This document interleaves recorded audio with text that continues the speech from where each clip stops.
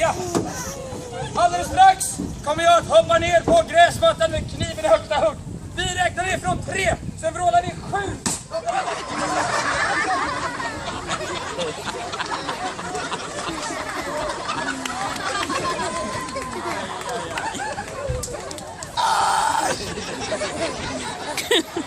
Alltså 7! Kom vi har goda nyheter! Vi kan skjuta tomaten igen! Den är nästan nu! Tomaten är i stort sett oskadd, så vi gör ett nytt försök.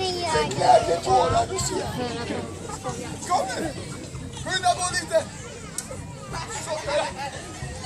Ursäkta, det blir lite förvirrat. Vi räknar alltså ner från 3, sen vrålar vi 7. Då släpper vi.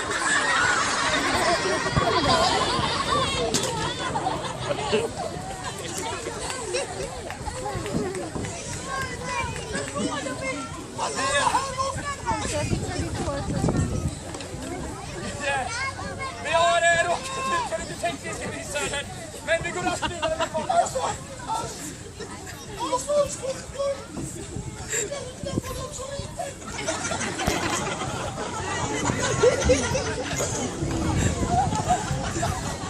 Alltså 7! Hej paprikan mina damer och herrar! Vi laddar nu paprikan! Paprikan är osäkrad och livsfarlig. Alltså den här väger mycket mer än tomaten. Ja, den ser tung ut. Du får backa mycket så vi är säkra på att den kommer fram. På riktigt? Absolut. Okej. Tobi, är det okej eller? Det är okej, men jag hörde att jag hade hjälmen på mig. Vad är det vi ska göra egentligen? Vi räknar ner från 3, så ropar vi 7, då släpper oss fram.